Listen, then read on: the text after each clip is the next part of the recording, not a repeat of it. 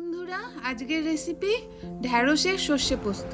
দেখো তোমরা, ঢ্যাঁড়সকে এরকম ছোট ছোট টুকরো করে আমি কেটে নিয়েছি। এই ঢ্যাঁড়সটা করতে লাগবে হচ্ছে নুন, সামান্য একটু চিনি, সরষের তেল, লঙ্কার গুঁড়ো, হলুদ, আর আমি হচ্ছে এটা সর্ষে পোস্ত দিয়ে করব। তাই দেখো আমি 2 চামচ সাদা সর্ষে আর 2 চামচ পোস্ত নিয়ে নিলাম।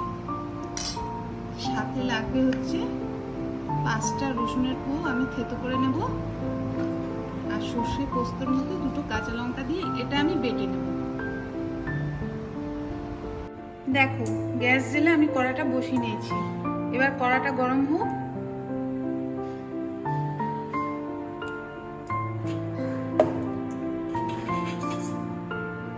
কড়াটা গরম হয়ে গেছে, এবারে আমি এতে সরষের তেল দিচ্ছি। 2 চামচ মতন সরষের তেল দিলাম।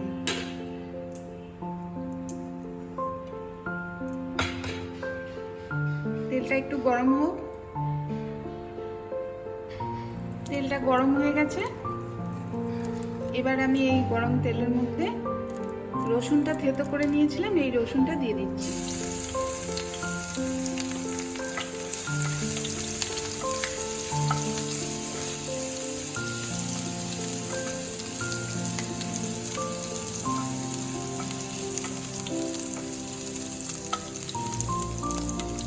এবারে আমি এই ঢ্যাঁড়সগুলো দিয়ে দিচ্ছি।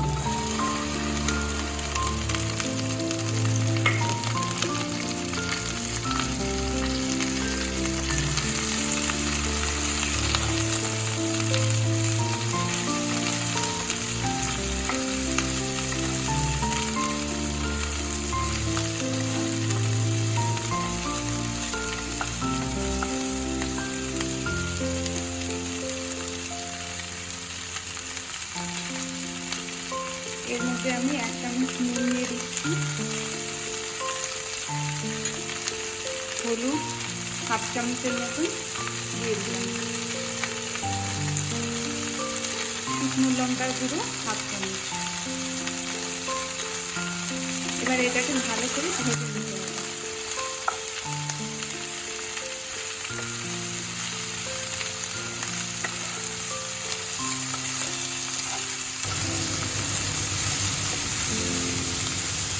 দেখো, 3 মিনিট ধরে আমি এই ঢ্যাঁড়সটাকে একটু ভাজা ভাজা করে নিলাম।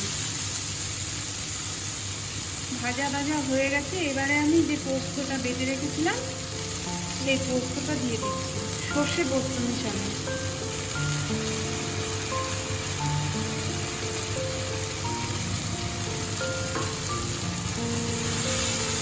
এবার এটাকে ভালো করে মিশিয়ে নিতে হবে ঢ্যাঁড়সের সাথে।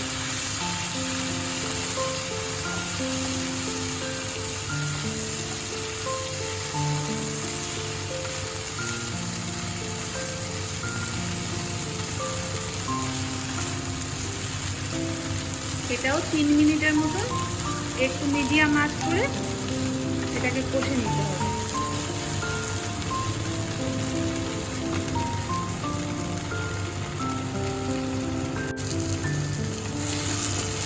দেখো, 3 মিনিট ধরে আমি নাড়াচাড়া করে নিলাম, এটা বেশ মিশে গেছে। এবারে এর মধ্যে আমি সামান্য পরিমাণে চিনি দিয়ে দিচ্ছি। তোমরা না চাইলে নাও দিতে পারো।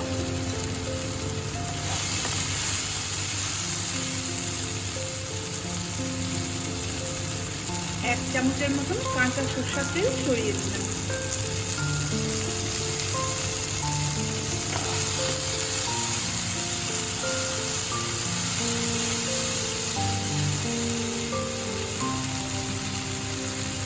ছেঁড়া কাঁচা লঙ্কা এতে দিয়ে দিলাম।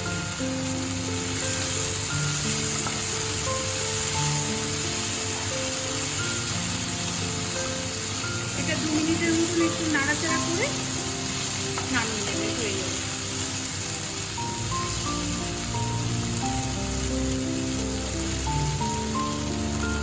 দেখো, সুন্দর হয়ে গেছে।